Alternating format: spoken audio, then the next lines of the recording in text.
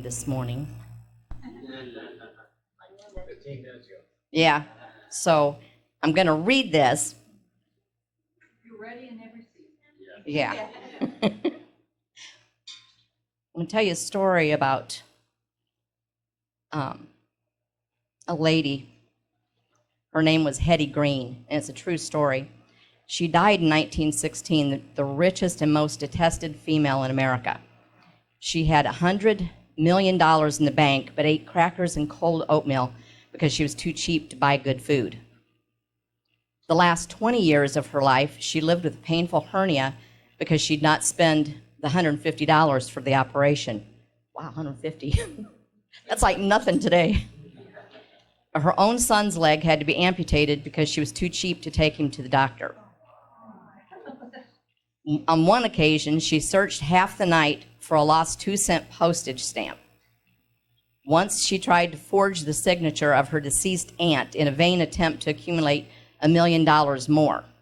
She cheated her employees and even withheld payment from her attorneys until they took her to court. She had 2 children, Ned and Sylvia. Ned spent $3 million in a bank, or kept $3 million in a bank, and he spent it on yachts, coins, stamps, female teenage wards, pornography, orchid culture, and Texas politics. Sylvia kept $31 million in a bank that paid no interest. She employed a hardworking Italian laborer as her gardener for 34 years. In all that time, she spoke to him twice, once to tell him that he'd be docked an hour's pay for being late,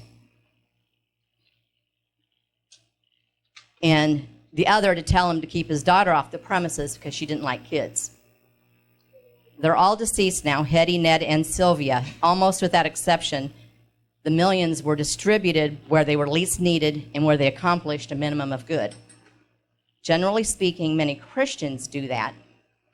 When it comes to their attitude on money,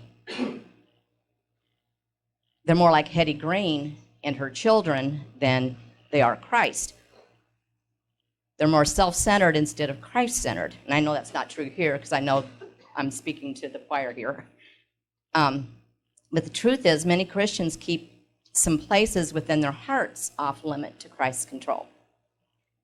Receiving the grace of God often provides a wonderful sense of relief, peace, joy, and hope. Letting Jesus change us and transform us to be like him requires a kind of surrender that often feels like death. As a result, it seems easier to become a Christian than it does to become transformed into the likeness of Christ.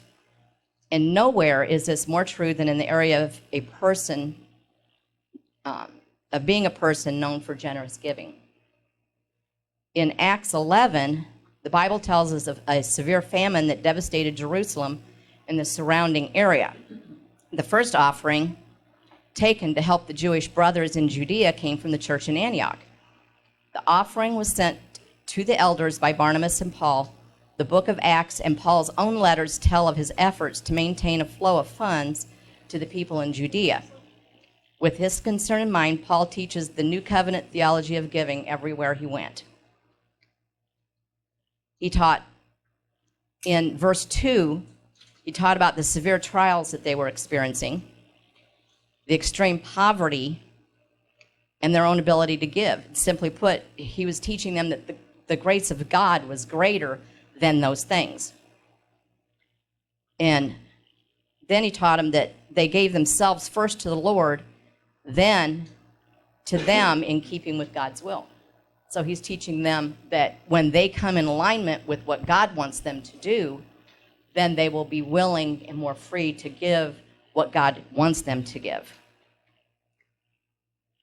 The New Covenant reason to give is to honor the Lord and demonstrate generosity.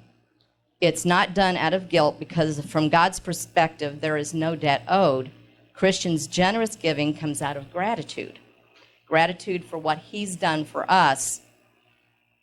And God's Spirit's transforming us from being a bucket to becoming a funnel then. God is changing us into people who will be a channel that flows into the lives of others. And this time of year, I think that's even more important because there's so many people out there that need things, food, presents for their children that they can't afford to give them. So now, even more so, we need to be that funnel.